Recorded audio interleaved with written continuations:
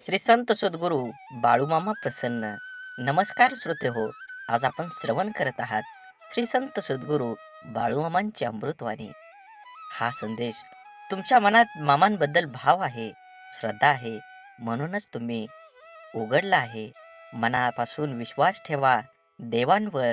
नक्कीच तुमच्या जीवनामध्ये सुख, समृद्धी आणि आनंद येणार आहे. हा संदेश शेवटपर्यंत जो व्यक्ती बघेल त्याचं नशीब नक्कीच आनंदानं उघडणार आहे. बाळूमामा म्हणतात, जोपर्यंत माणूस कुठलं स्वप्न पाहत नाही आणि ते प्रत्यक्षात आणण्यासाठी अथक परिश्रम घेत नाही, तोपर्यंत यश मिळवणं ही कठीण गोष्टच असते. कधी कधी शेकडो प्रयत्न करूनही यश मिळत नाही, म्हणून हिंमत हारणारे लाखो आहेत. पण जेव्हा 10,000 वेळा प्रयत्न केल्यावर यशस्वी झालेल्या एडिसनची कहाणी त्यांना कळेल, तेव्हाच त्यांना यशाची किती संघर्ष करावा लागतो हे कळेल. या जगात तर भीक सुद्धा फुकट मिळत नाही, ती सुद्धा कष्टाने मागावी लागते. मग आपलं स्वप्न देव कशाला फुकट पूर्ण करेल? कष्टाला, मेहनतीला पर्याय कसा काय असू शकतो? देव जरी पृथ्वीवर आला तरी त्यालाही त्याच्या स्वप्नांसाठी लढावंच लागेल. मग आपली काय लायकी? तेव्हा आपल्यालाही लढावंच लागेल. यशासाठी कष्ट, मेहनतीला कोणताही पर्याय नाही. कोणत्याही यशासाठी मनामध्ये ध्येय गाठण्याच्या महत्वाकांक्षेची ज्योत पेटवावीच लागते. उत्कृष्ट दर्जाचे काम मिळवण्यासाठी उच्च विचारांची आणि भरपूर मेहनतीची, कष्टाची गरज असतेच. तसेच प्रत्येक वेळी आपल्या हाती यश येईलच असं नसतं. पण अपयश आल्याने खचून न जाता पुन्हा त्या चिकाटीनं उभं राहून प्रयत्न करावेच लागतात. अपयश ज्या गोष्टींमुळे आलं त्या गोष्टी टाळाव्याच लागतात आणि सकारात्मक विचारांनी त्या दिशेकडे वाटचाल करावीच लागते. मग नक्कीच तुम्ही तुमचं ध्येय गाठू शकता. असेच बाळूमामांचे संदेश आपल्यापर्यंत पोहोचण्यासाठी पहिल्यांदा व्हिडिओला लाईक करा. चॅनलवर नवीन असाल तर चॅनलला सबस्क्राईब करून शेजारील बेल आयकॉन नक्की प्रेस करा, जेणेकरून येणारे असेच नवनवीन व्हिडिओ आपल्यापर्यंत पहिल्यांदा पोहोचतील. आणि बाळूमामांच्या नावाचा जयघोष करा कमेंटमध्ये. बाळूमामा म्हणतात, आयुष्यात आनंदी क्षणासाठी पैशाने कमवलेल्या वस्तूपेक्षा स्वभावाने कमवलेली माणसं जास्त सुख देतात. स्वभाव पेढ्यासारखा पाहिजे, जो राजवाड्यात जेवढी चव देतो तेवढीच चव झोपडीत पण देतो. ज्याची सुरुवात इमानदारी, स्वकष्ट आणि शून्यापासून होते, त्यांना हारण्याची, घाबरण्याची, ओळख निर्माण करण्याची गरज नाही, भीती नसते. त्या सर्व गोष्टी आपोआप मिळतात. आपल्याला किती लोक ओळखतात याला महत्त्व नाही, तर ते आपल्याला का ओळखतात याला महत्त्व आहे. नसलेल्या गोष्टींपेक्षा असलेल्या गोष्टींचा आनंद घ्या, कारण पूर्ण चंद्रापेक्षा अर्धचंद्र हा अधिक सुंदर असतो. न रुचणाऱ्या गोष्टी सोडून द्यायला शिका, कारण घेतलेला श्वास सोडल्याशिवाय पुढला श्वास घेता येत नाही. मनाच्या दरवाजातून संशयात प्रवेश करतो, त्याच वेळी त्या दरवाजातून प्रेम आणि विश्वास दोघेही बाहेर पडतात. माणूस वाईट नसतोच, माणसावर येणारी परिस्थिती वाईट असते. चांगल्या कर्मानं ती बदलता येते. वाईट परिस्थितीत साथ देणारी माणसं नात्याची असावेत वा नसावेत, ती खरी आपली माणसं असतात. जीवनात वादळ येणं देखील आवश्यक आहे, तेव्हाच तर कळतं हात सोडून पळतं तर कोण हात धरून चालतो. जेव्हा तुम्ही मनावर विजय मिळवता तेव्हा कोणतीही विषय तुमची नजर आणि मार्ग विचलित करू शकत नाही. आपल्याकडे जगाला देण्यासाठी काहीच नाही असं वाटत असेल तर चेहऱ्यावर एक छानसं स्माईल द्या. हे छोटंसं हास्य इतर कोणत्याही वस्तूपेक्षा खूपच मौल्यवान आहे. मन आणि छत्रीत एक साम्य आहे. जेव्हा त्या उघडलेल्या असतात तेव्हा त्या उपयोगीच्या होतात, नाहीतर एरवी ओझंच वाढवतात. म्हणून आयुष्य आनंदाने जगलं पाहिजे. आयुष्यामध्ये अथक परिश्रम करून आपलं ध्येय गाठलं पाहिजे. चांगलं कर्म केलं तरच आपल्याला चांगलं फळ मिळणार आहे. आयुष्य अत्यंत मर्यादित आहे आणि जीवनाचा जेव्हा शेवट होईल तेव्हा इथली कोणतीच गोष्ट आपल्याला सोबत नेता येणार नाही. मग जीवनात खूप काटकसर कशासाठी करायची? आवश्यक तो खर्च केलाच पाहिजे. ज्या गोष्टीतून आपणास आनंद मिळतो त्या गोष्टी केल्याच पाहिजेत. आपण गेल्यानंतर पुढं काय होणार याची मुळीच चिंता करू नका. कारण आपला देह जेव्हा मातीत मिसळून जाईल तेव्हा कोणी आपलं कौतुक केलं, काय टीका केली, काय फरक पडतो? जीवनाचा आणि स्वकष्टाने मिळवलेल्या पैशाचा आनंद घेण्याची वेळ निघून गेलेली असेल. तुमच्या मुलांची खूप काळजी करू नका. त्यांना स्वतःचा मार्ग निवडू द्या. स्वतःचं भविष्य घडवू द्या. त्यांच्या इच्छा, आकांक्षा आणि स्वप्नांचे तुम्ही गुलाम होऊ नका. मुलांवर प्रेम करा, त्यांची काळजी घ्या, त्यांना भेटवस्तू द्या. मात्र काही खर्च स्वतःवर, स्वतःच्या आवडीनिवडीवर नक्कीच करा. जन्मापासून मृत्यूपर्यंत नुसतं राबणं म्हणजे आयुष्य नाही, हे देखील लक्षात ठेवा. तुम्ही 50शीत आहात. आरोग्याची हेळसांड करून पैसे कमवण्याचे दिवस आता संपलेले आहेत. पुढील काळात पैसे मोजून सुद्धा चांगलं आरोग्य मिळणार नाही. या वयात प्रत्येकापुढे 2 महत्त्वाचे प्रश्न असतात. पैसा कमवणं कधी थांबवायचं आणि किती पैसा आपल्याला पुरेल? तुमच्याकडे शेकडो, हजारो एकर सुपीक शेतजमीन असली तरी तुम्हाला दररोज किती अन्नधान्य लागतं? तुमच्याकडे अनेक घरं असतील पण रात्री झोपण्यासाठी एक खोली पुरेशी असते. एक दिवस आनंदाशिवाय गेला तर आयुष्याला एक दिवस तुम्ही गमावला आहात. एक दिवस आनंदात गेला तर आयुष्यातला एक दिवस तुम्ही कमवला आहात. हे लक्षात असू द्या. आणखी एक गोष्ट, तुमचा स्वभाव खेळकर, उमदा असेल तर तुम्ही आजारातून लवकर बरे व्हाल आणि तुम्ही कायम प्रफुल्लित असाल तर तुम्ही आजारी पडणार नाहीत. सगळ्यात महत्त्वाचं म्हणजे आजूबाजूला जे उत्तमनी उदात्त आहे त्याकडे पहा, त्याची जपणूक करा. आणि हो, तुमच्या मित्रांना कधीही विसरू नका, त्यांनाही जपा. हे जर तुम्हाला जमलं तर तुम्ही मनाने कायम तरुण राहाल आणि इतरांनाही हवेहवेसे वाटाल. मित्र नसतील तर तुम्ही नक्कीच एकटे आणि एकाकी पडाल. त्यासाठी दररोज व्हॉट्सअपच्या माध्यमातून संपर्कात राहा. हसानी हसवत राहा आणि मुक्त दाद द्या. म्हणूनच म्हणतो, आयुष्य खूप कमी आहे, ते आनंदाने जगा. प्रेम मधुर आहे, त्याची चव चाखा.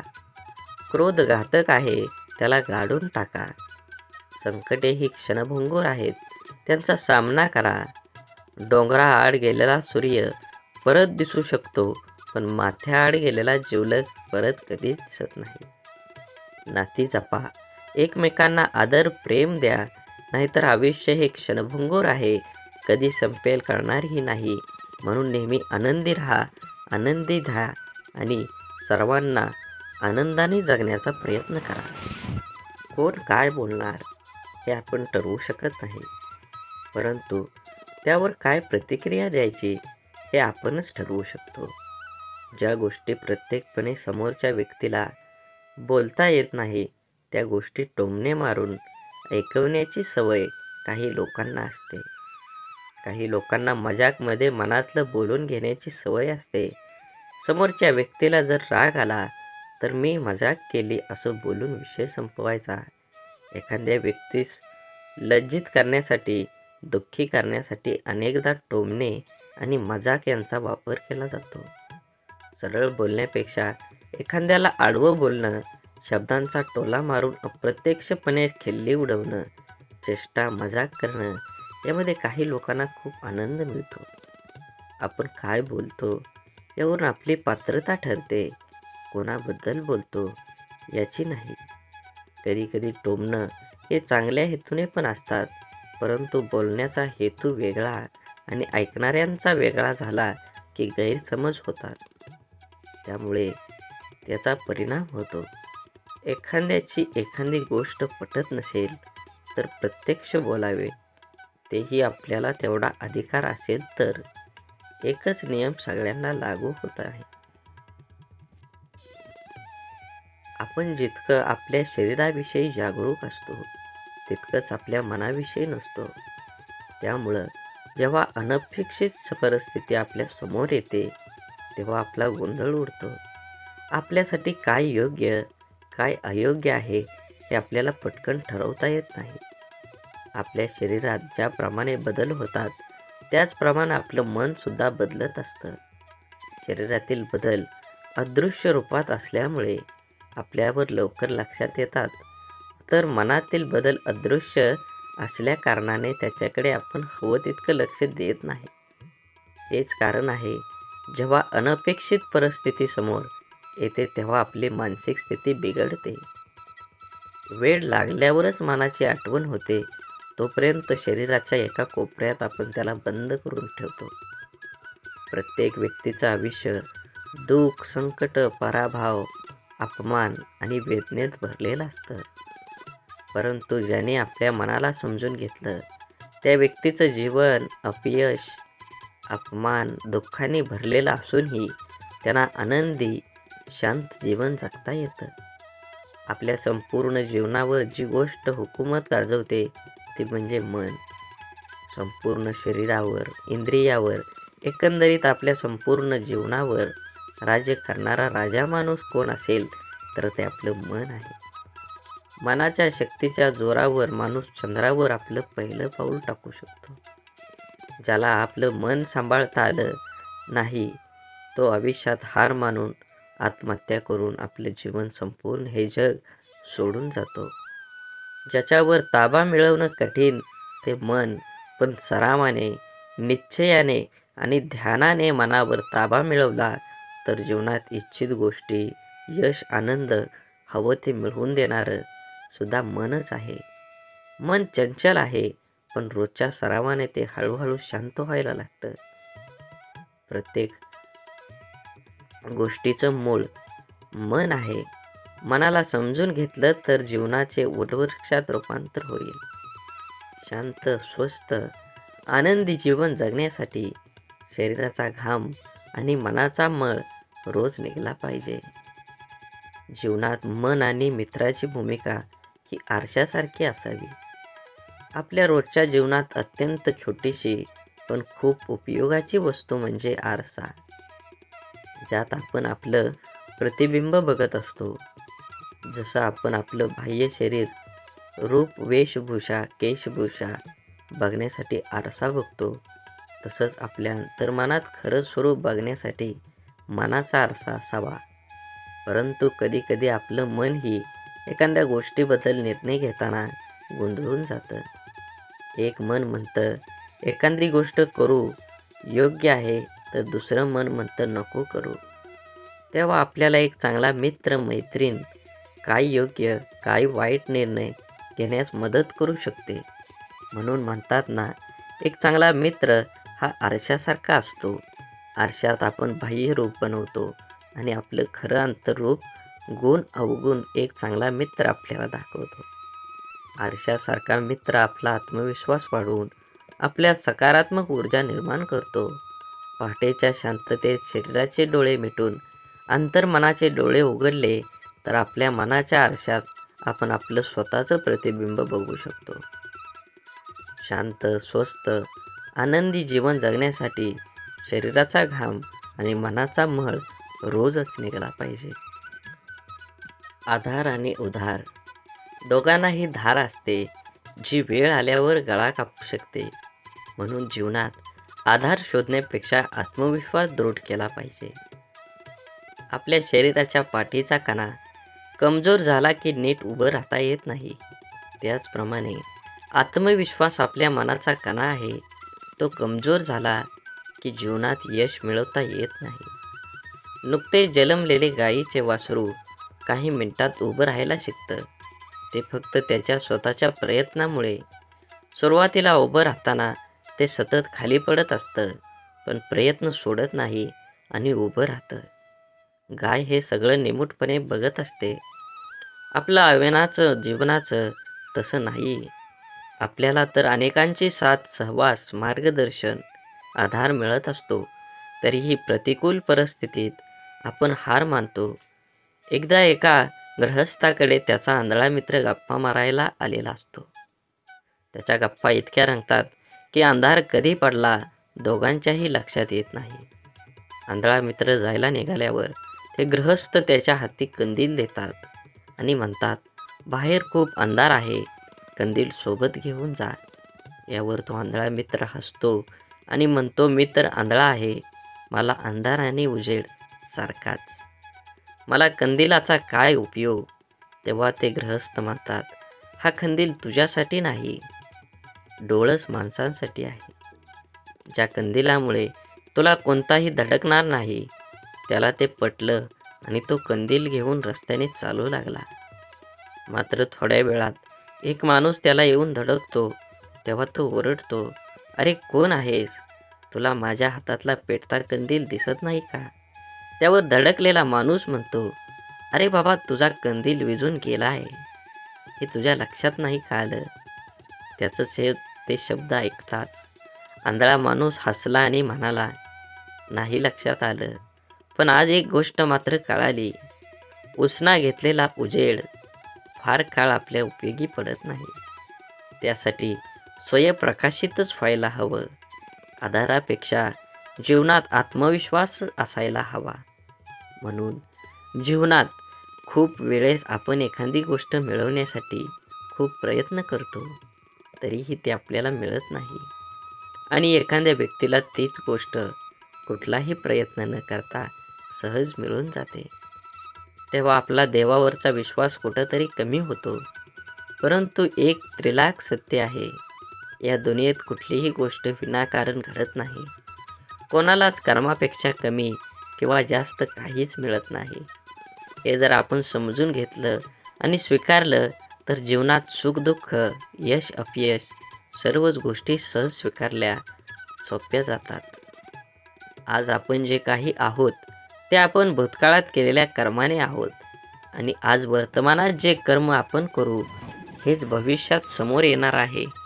भविष्यात काही गोष्टी आपल्या हातात असतात तर काही गोष्टी नसतात. ज्या गोष्टी आपल्या हातात नाहीत त्याबद्दल आपण काहीच करू शकत नाही. त्यामुळे आपण आपल्या हातात असणाऱ्या गोष्टींवर लक्ष दिले पाहिजे. नकारात्मक विचारांना आपल्यामध्ये येण्याची परवानगी देण्यापेक्षा शक्य असेल तेवढं त्यांच्याकडे दुर्लक्ष करणं हेच योग्य आहे. आयुष्य सोपंच आहे, आपण खूप अवघड पद्धतीने जगतो. आपल्या जीवनात जे आवडतं, जे हवं असतं ते मिळालं नाही की आपल्याला जगणं निरर्थक वाटतं आणि आयुष्य कठीण आहे असं वाटायला लागतं. आपल्याला जीवनात जे पाहिजे ते सर्व काही मिळू शकतं. त्यासाठी अट एकच असते, हवी ती गोष्ट मिळवण्यासाठी आपली स्वतःची तेवढी पात्रता असावी लागते. जीवनात फुकट काहीच मिळत नाही. हे हवं असतं याच्या मोबदल्यात त्याची योग्य किंमतच द्यावी लागते. आपली जेवढी योग्यता, पात्रता असते तेवढीच गोष्ट आपल्याला मिळते. नशिबाने काही वेळेस कोणतीही कष्ट न करता आपल्याला जीवनात चांगल्या गोष्टी मिळतातही. पण आपण जर स्वतःला त्या लायक बनवू शकलो नाही तर त्या गोष्टी आपल्या जीवनात राहत नाहीत. चांगलं वागण्याच्या, चांगलं दाखवण्याच्या मुखवटा जास्त काळ धारण करता येत नाही. आपण जसे आहोत तसे जगात दाखवत नाही, म्हणून आपल्याला जगताना अनेक अडचणी येतात आणि आयुष्य कठीण असं वाटायला लागतं. आपल्या वागण्या बोलण्यात सहजता असली की आयुष्यात चांगल्या गोष्टी मिळतात आणि जगणं सहज सुंदर होतं. आयुष्य सोपं आहे, फक्त जगण्याचे नियम जाणून घेतले पाहिजेत. समोरच्या व्यक्तीला समजून घेण्याचा सामर्थ्य आपल्यामध्ये असेल तर कोणीच आपल्यासोबत कधीच खोटं बोलणार नाही. एखादी व्यक्ती जेव्हा आपल्यासोबत खोटं बोलते तेव्हा चूक कोणाची कधी विचार केला आहे? ती व्यक्ती आपल्यासोबत का खोटं बोलते याचा विचार आपण कधी करतो का? नातं कोणतंही असो, मैत्रीचं, प्रेमाचं वा रक्ताचं, जर कोणी आपल्यासोबत खोटं बोलत असेल तर याचा अर्थ आपण सत्य स्वीकारण्या इतकं सामर्थ्य नाही. त्या व्यक्तीला आपल्याला दुखवायचं किंवा गमवायचं नसतं, म्हणून ती व्यक्ती आपल्यासोबत आपल्या मनासारखं वागत असते. आपल्याला जे आवडत तेच करणं किंवा वेगळं काही केलं तर खोटं बोलून लपवणं, या आणि अशा अनेक गोष्टी ती व्यक्ती आपल्यासाठी करत असते. एक व्यक्ती किती जणांच्या मनासारखं वागू शकते? ज्या दिवशी आपण समोरची व्यक्ती जशी आहे तशी स्वीकारू, तिच्यावर आपल्या अपेक्षेचं ओझं लादणार नाही, त्या दिवशीपासून ती व्यक्ती आपल्यासोबत कधीच खोटं बोलणार नाही. एखादी गोष्ट चुकली असेल तर आपल्याला चूक आणि बरोबर काय यातला फरक प्रेमाने समजून घेऊन त्या व्यक्तीला निदर्शनात आणून दिला पाहिजे. ह्यानं होतं काय, तर गैरसमज दूर होतील. आपण सोप्या गोष्टी अवघड पद्धतीनं करतो, म्हणून सोपं असलेलं आयुष्य आपल्याला कठीण वाटतं. जास्त प्रयत्न, जास्त परिणाम हे समीकरण आपण डोक्यात पक्कं करून ठेवलेलं आहे. पण एखादं ठराविक काम, गोष्ट करण्याची आपली क्षमता किती आहे याचा आपण विचार करत नाही. एखादी गोष्ट मिळवण्यासाठी, पूर्ण करण्यासाठी आपण झपाट्याने कामाला लागतो आणि थोड्याच दिवसात ती सोडून देऊन तोंडावर पडतो. असं का होतं हेही आपल्याला कळत असतं, कळतंय पण वळत नाही. अशी आपली अवस्था असते. आपण व्यायामाला सुरुवात केली की 3-4 दिवसच स्वतःला आरशात पाहतो आणि आपल्याला लगेच काहीही फरक जाणवत नाही. काही दिवसात कोणतंही सकारात्मक बदल न दिसल्याने आपल्याला उत्साह कमी होतो आणि व्यायाम न करण्याचा विचार मनात डोकावतो. आपण कमी वेळेत जास्त प्रयत्न करून जास्त मिळवण्याचा प्रयत्न करतो. यात आपली शारीरिक आणि मानसिक शक्ती दोन्हीही लवकर संपतात. कारण आवश्यक तेवढी आपली क्षमता विकसित झालेली नसते. शक्ती संपली की उत्साह कमी होऊन आपल्याला व्यायाम करण्याचा कंटाळा येतो आणि आपण व्यायाम करणं सोडून देतो. इच्छित सकारात्मक परिणामांसाठी कमी वेळेत जास्त प्रयत्न करण्यापेक्षा कमी पण सातत्यपूर्ण प्रयत्नांची गरज असते. वर्षभर अभ्यास करायचा नाही आणि परीक्षा जवळ आली की दिवस रात्र अभ्यास करायचा. अशा सवयीने परीक्षेत यश तर मिळत नाही, उलट आजारी पडण्याची शक्यता वाढते. इच्छित ध्येय प्राप्त करण्यासाठी दररोज थोडं थोडं स्वतःवर काम करण्यास सुरुवात केली की आपली शारीरिक, मानसिक शक्ती विकसित होण्यास सुरुवात होते. म्हणून निर्णय घेताना आपल्या नजरेसमोर अंतिम उद्दिष्ट काय आहे हे खूप महत्त्वाचं आहे. काय करावं, काय करू नये अशी स्थिती एकदा निर्णय घेताना आपल्या मनाची होते. खूप वेळा मनाचा निर्णय झालेला असतो, फक्त तो प्रत्यक्ष कृतीत आणण्यासाठी क्षमता तेवढी आपल्यात नसते. एखाद्या निर्णयाने आपलं पूर्ण आयुष्य बदलणार असतं किंवा आपल्या निर्णयाने अनेकाच्या आयुष्यावर परिणाम होणार असतो. त्यामुळे आपण एकदा निर्णय घेताना खूप विचार करतो. निर्णय घेण्याची गरज का भासते? योग्य निर्णय घेतला तर नाही घेतला तर काय होईल याचा संपूर्ण विचार आपलं मन करत असतं. सर्वांचा विचार करून आपल्या मनाविरुद्ध काही निर्णय आपण घेतो. पण किती दिवस आपण मनाशी तोडजोड करू शकतो? पण हे खूप हळवं असतं. त्यापेक्षा कितीतरी पटीने ते जास्त प्रचंड तुफान वादळ असतं. त्याला पर्याय चालत नाही. एखाद्या निर्णयाने तात्पुरता तणाव निर्माण होऊ शकतो, परंतु सदैव मनात घालमेल ठेवून आपण जगू शकत नाही. निर्णय घेता न येणं यासारखी दुसरी घातक गोष्ट कुठलीच नाही आहे. आपण कमी वेळेत जास्तीत जास्त मिळण्याचा प्रयत्न करतो, तोडकं मोडकं प्रयत्न करतो आणि अपेक्षा मात्र खूप ठेवतो. परंतु आयुष्यात दीर्घकाळ टिकणारा आनंद देणाऱ्या गोष्टी मिळवण्यासाठी आपल्याला प्रयत्नांत सातत्य असावं लागतं. आपल्या देहाचं वाटेत अनेक गज खोळगे येतात. त्यांना पार करून आपल्याला देहापर्यंत पोचायचं असतं.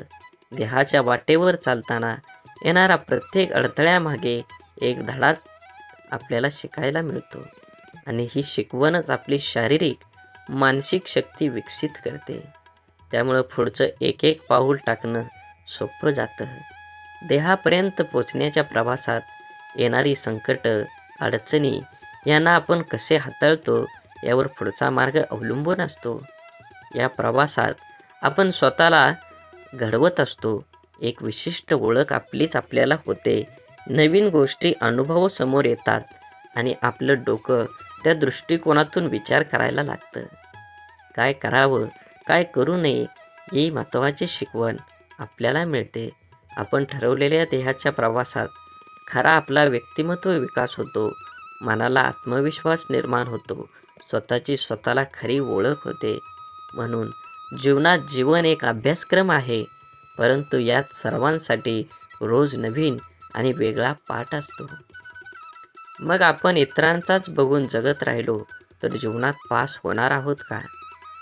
कितीही विचारी अभ्यासू व्यक्ती असली तरी कधी ना कधी कुठे ना कुठे चुका होतच असतात. जीवनात कोणीही परिपूर्ण नाही. ज्यांनी यश मिळवलं आहे त्यांनी फक्त परीक्षकासारखा न वागता सर्वांसोबत समंजसपणे वागणं, इतरांचा द्वेष, रोष कमी होऊ शकतो.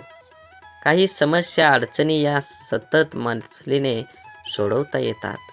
एखाद्या शब्दाचा, गोष्टीचा आपल्या परीनेच अर्थ लावून वादविवाद तर वाढवण्यापेक्षा संवाद साधण्याचा प्रयत्न केला तर समस्या कमी होऊ शकतात. जीवनात सुख दुःख, यश अपयश येतच राहणार. आपल्याला वागण्यात समतोल राखता येणं खूप महत्त्वाचं. माणूस प्रमाणापेक्षा जास्त अहंकारी होऊ नये म्हणून देव आपल्याला दुःख, अपयश देतो. माणसाच्या आशा, अपेक्षा, राग, अहंकार अपयशाने, दुःखाने नियंत्रित राहतात.